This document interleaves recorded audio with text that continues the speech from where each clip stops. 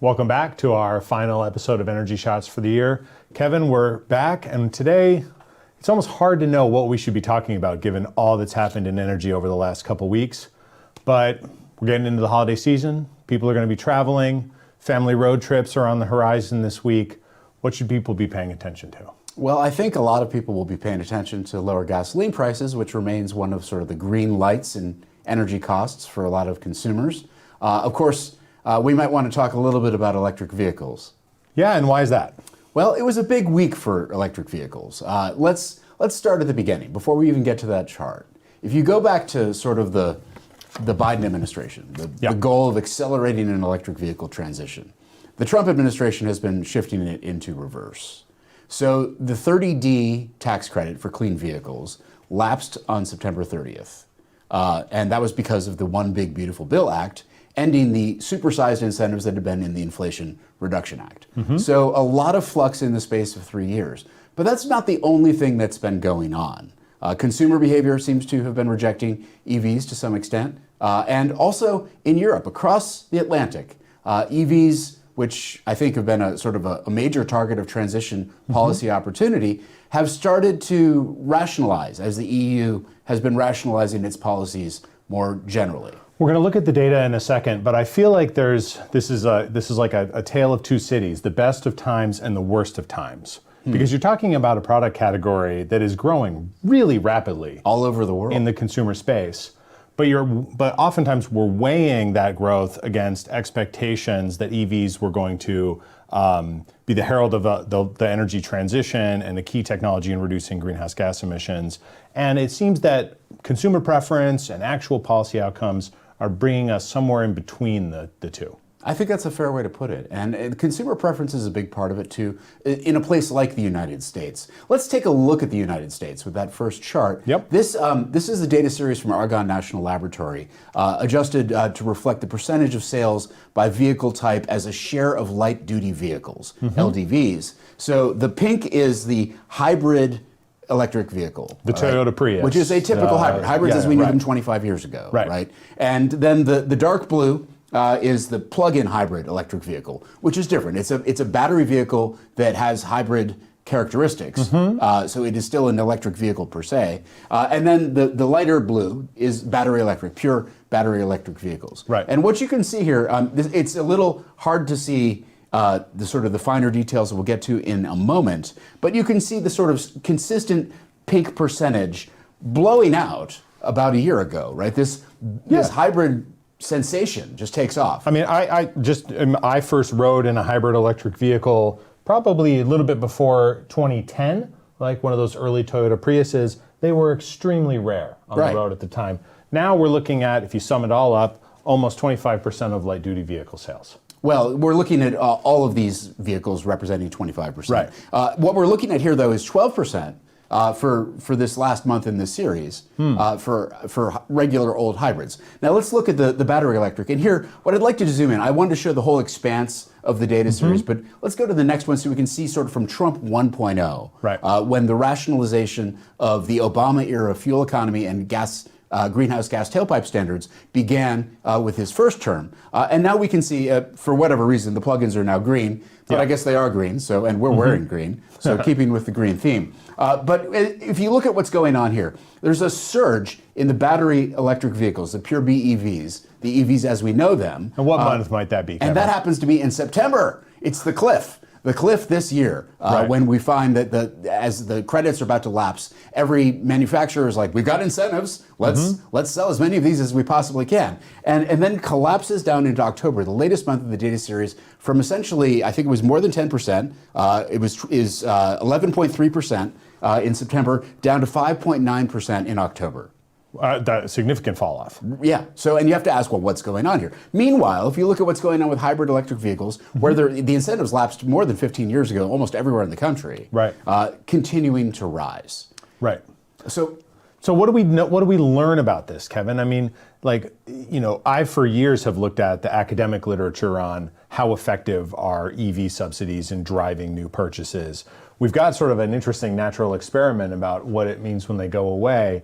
But do we see something here about transition policy? Do we see something about consumer preferences that policymakers should be paying attention to? Well, I think there's 2 points, and I want to get into a theoretical one in a second, but let's start with the practical one before we do. Yeah. On a practical side, what we have are some real policy changes, right? The 30D credit, essentially gone. The 45W credit, which was the corporate clean vehicle credit that allowed for cars to be sold by foreign manufacturers in this country without the means test or the North American final assembly requirements, all of those things, essentially a backdoor, gone. Yeah. Okay, but it's not just here that it's gone. I want to read this very carefully. Ford on Monday said that they are rationalizing their U.S. EV related assets and product roadmap, a $19.5 billion set of special items. That's a pretty big change. Now they're essentially saying we're going to change our product mix rather substantially. They're not the only ones saying that. Europe, in 2021, there was the Fit for 55 plan released by the European Union. European Commission says, here's what we want to do. We want to get to 55% reductions in greenhouse gas emissions. And one of the ways to do it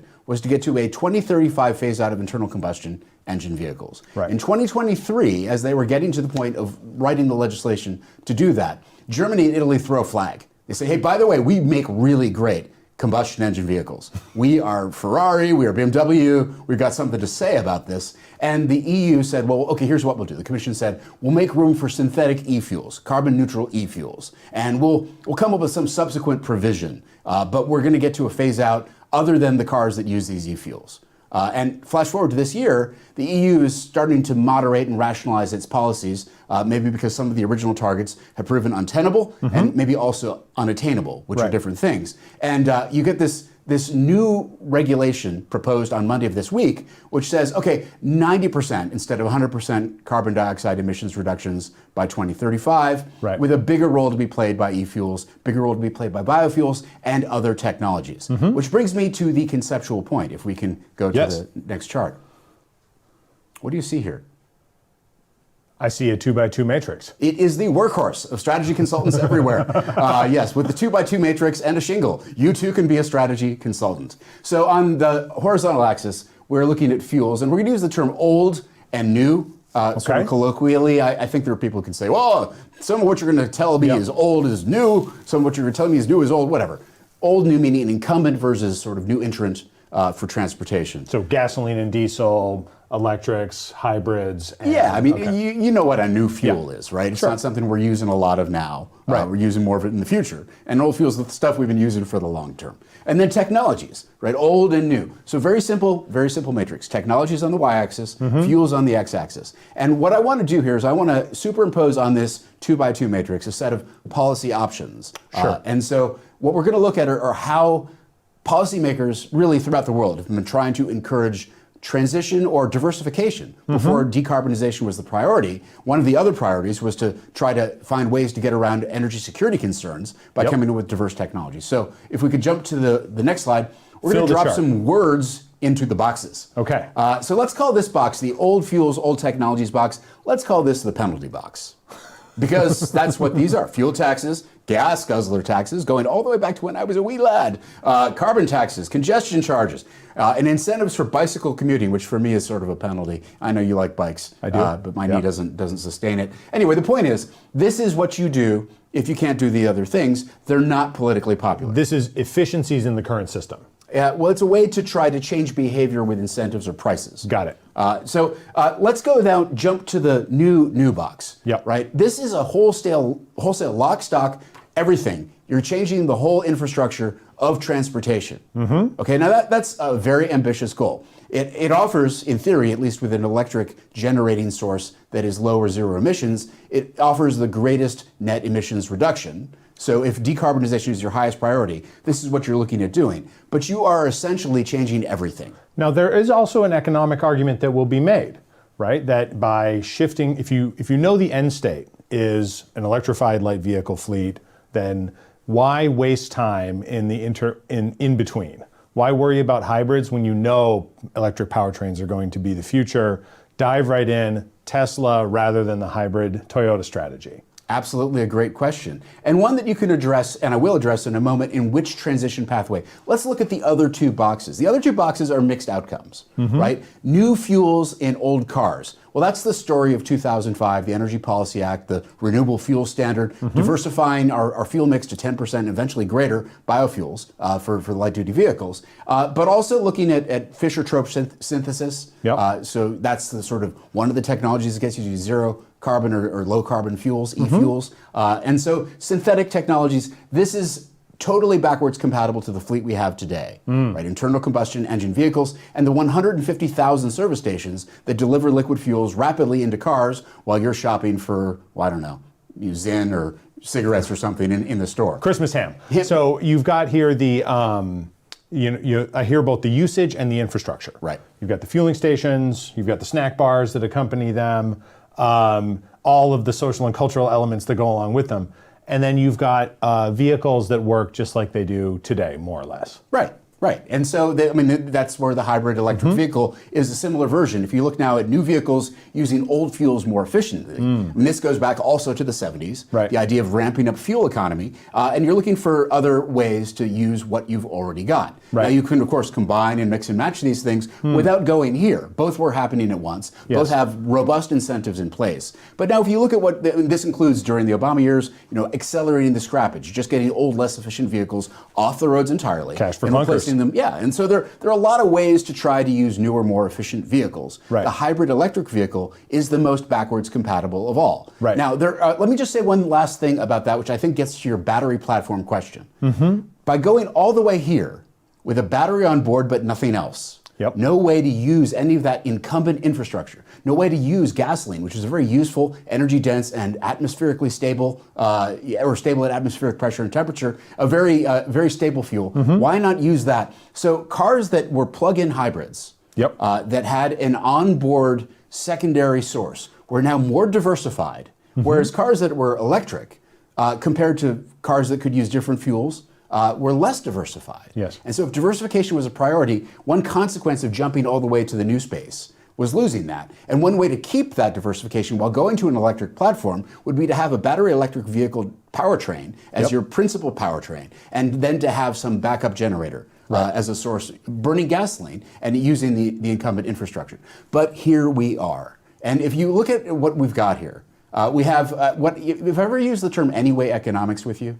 You have, yes, but I think the viewers need to hear it. Okay, so those are the best economics for transition, the stuff you were going to buy anyway. Yep. So the idea that you could have a rolling fleet of batteries because people were going to buy cars anyway, and then bidirectionally connect those battery-powered cars to the grid meant that there were sort of grid ancillary services that could be sold by those cars for resilience and backup generation, all sorts of opportunities to balance intermittency, all these magical things. And the question is, what's going to happen without all these batteries going into cars? And Joseph, here I turn to you because I think you may have an answer for us. I do, but first I want to talk a little bit about that image of the world, because I think it's actually an important moment in the United States and in sort of energy and climate world as people are reconsidering what worked from the last 10 years of efforts toward transition and what didn't work. Okay. And when you're at home this Christmas break or over the solstice season, reading your Frederick Hayek, you have to remember that you can build a very positive model of the future. But if everything has to work just so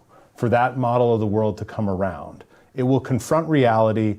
The consumer preferences, the engineering realities of the actual world will despoil your plans. And I think we're a little bit at that moment with the EV trends, the idea of this rapid move to this world. And it'll be very interesting to watch from 26. Now, you asked about the battery manufacturing, right? Yeah, a lot of batteries are supposed to go to cars. Because if the outlook for EVs now looks a little bit more gloomy, the United States has concurrently been investing a lot of money into battery manufacturing, foreseeing large growth in EVs, riding on top not just the demand credits, the 30D tax credits for EVs, but the supply side credits as well, the 45X capacity. Industry reports say we've got nearly 800 gigawatt hours of battery manufacturing capacity coming online by the end of this year. So what's it all going to go? A couple things that I think are worth looking at. One, I think a surprise for many over the last couple of years has been how quickly we're deploying the same battery technologies in slightly different packaging onto the electricity grid. So this is all battery capacity? This is battery capacity Or just grid battery being capacity? built onto the grid in the United States. This comes from the EIA database. And everything in blue is units that were placed in operation in 23, 24, 25. You can see that's going now to almost 10 gigawatts a year. And then in green, we've got what's planned for coming up in 26. 27 falls off a little bit. I don't think that means that much. I think probably we're just filling out the order books for later years. But we're seeing in Texas and California, increasingly around the world, around the country, a real acceleration in the deployment of batteries for bolstering the power system, helping manage the intermittency associated with renewables, covering peak demand instead of having to overbuild large power capacity. And the numbers that we see coming out of the power sector, I think, are going to continue to grow and grow.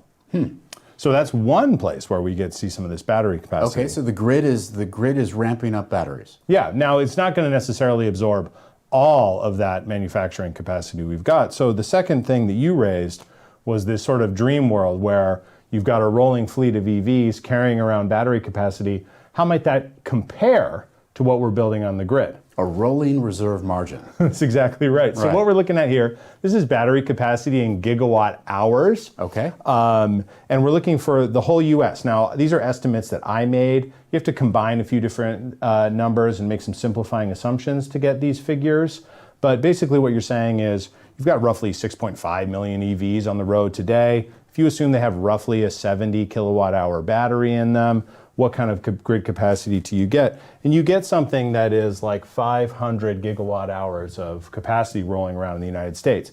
And then if you take EEI's figures for what continued penetration of battery EVs and plug-in electric vehicles is going to be over the next 5 years, then you can see continued growth in rolling battery capacity that actually is going to exceed the growth in planned grid capacity for stationary batteries. Okay. And so the key question is, can you take advantage, as you're managing the electricity grid, of all of this rolling capacity by doing bidirectional charging, by having fleets plug in and charge when there's excess generation on the grid, discharge maybe a little bit when there isn't. But this again gets you into the challenges that we're talking about of plans getting interrupted by reality. Can I bring up one of those moments? Yes, you can. I had a conversation with an electric generating CEO.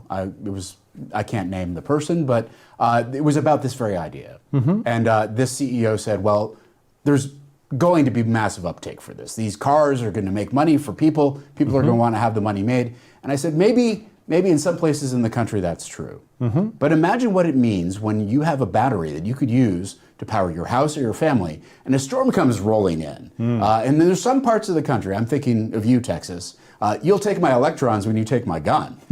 So I'm not sure just as we're seeing that not everybody's excited about the limitations and constraints that come with the slower fueling of electric vehicles, the challenges from a still sparse charging infrastructure that are presented. Not everyone's eager to be an early adopter. Maybe not everyone's eager to be a bi-directional charger. I think that's completely right. I mean, I love the idea that my EV, I don't have one yet, maybe we'll get one in the future, is sitting parked and making me a little bit of money, trading electricity with my utility. I absolutely understand the case that if we do that right, we reduce system cost. And the numbers that you can build are enormous. This is dialing in on California, one of the places in our country with the highest penetration of EVs, and you're making the same comparison here, right? And grid batteries, by the way. So you've got very large current and planned grid battery capacity, but enormous rolling stock of batteries. And even in California, where power prices are high, climate ambition is high, and battery availability is high, getting these electrons from consumers at the right time and balancing it all is, I think, a really big challenge. Here too, I don't want to be your picnic skunk over and over again, although I think I'm okay. I'm the Grinch today, Kevin. You're the Grinch, but let me be Grinchify just a little bit if I might. Yeah. California is a very special place. First of all, its vehicle mix is very sedan heavy. So in a world where increasingly Americans want to be in light trucks, in sport utility vehicles, California's still got about a 50-50 sedan light truck mix. Second, they've got a relatively low per capita VMT. A lot of people live in cities, highly dense. Now, there are rural areas, people drive very long distances. But this is a place very well suited to shorter range, less range anxious, higher population densities, urban areas. And so what you get is this place where you can have vehicle uptake that's massive. And they do have really strong sort of values-driven incentives, maybe not always economic-driven incentives, but the ideological bias of a lot of the voters in California aligns with the government policies and programs. And so you have this massive diffusion of electric vehicles. Even then, though, they have run into some hiccups, and there are some challenges. And I'm leery of generalizing from the specific when the specific is California, because California is a green Superman. And if you ask Superman, like, complain about your commute to Superman. Superman, I had a really bad time in traffic today. He'll be like, yeah, I just fly. We're not all California. Kevin, we're at the end of the year. We are. And I hope you have a lovely holiday season with your family. You too. Get a little rest. But I have to take the opportunity to ask you what you're looking forward to in 26. Well, I'm looking forward to 2026 because I think there's so many big questions being asked right now in general. And I could go on and on and on, but we kept this short by design. So I think I'll probably stay focused. I'm going to be very interested in what oil markets do in 2026. What are you looking at in 2026? I'm thinking a little bit about what the continuing story for climate change is going to be. Right? You know, we so much of the story this year in the United States has been the utter shift away from climate planning as part of our policy portfolio. You mentioned the sort of the challenges that the high climate ambition of the last 10 years is experiencing in other locations, even the European Union. And so how we sort of shift the policy envelope, how that climate issue plays in the midterm elections here in the United States, and how the physical reality of ongoing climate change continues to express itself. World Meteorological Organization is looking at 2025 as the second or third warmest year in the historical record. That despite it being a relatively neutral year for El Nino conditions. Greenhouse gases continue to rise, and I think we have a lot of work to do as analysts and as actors in the arena to figure out how are we going to deal with the numerous problems our world faces. Well, that's going to fill your year then. I think you have a lot to say about that. You know, oil markets have a lot of dimensions right now. I think a lot of focus currently going on Russia and Venezuela. But one of the big stories is overhang, supply overhang, and the question of what it means for prices. Price weakness means certain limitations for certain producers in the world, especially here in the U.S. And what we've seen is that the oil patch in the U.S. has been resilient. It's continued to produce. Production has grown on this year. The EIA is projecting in its most recent short-term energy outlook 13.6 million barrels per day this year, with a modest decline, like a 70,000 barrel per day decline going into next year. Right. But if you look at what's going on, rig counts are down, especially in the Permian. And so that tends to be linked to or predictive of a production slowdown, particularly when you have fast declining resources like shale. And so you can see the rising still happening on the incumbent investments that have been made. One of the things that's been happening in the background is that you have about a 30% year-on-year drawdown of drilled uncompleted wells. So even as the drilling is slowing, there's been a sort of an ongoing drawdown of this inventory of wells that could be more economically produced in a lower price environment. So that's in 30% in the Permian, about 30% in the Bakken too. The Permian's been drawing down for years, but the Bakken's only just started to really draw down more quickly. So one of the things that you have to ask is if the price stays low, how much more drilling and production are we going to get? And I think the answer, you know, anything you need to know about energy, you can learn by watching children's cartoons. The coyote falls eventually. And so we may be still rising on the momentum we've seen from past investment, but when that investment slows, so too will production. And while low prices are probably a great thing for political leaders looking forward to midterm elections, they might despoil a lot of our longer term plans as well. I think the drillers and the drivers have different opinions. Kevin, thank you so much for being with me today. Folks online, Kevin and I wish you a happy holidays. We hope you have time with your family and some rest as well. We're looking forward to joining you again in January with programming here at CSIS featuring new analysis from the Energy Information Agency and Energy Shots coming back in January as well. Thank you. We wish you happy holidays, happy new year, and an energetic day. See you next year.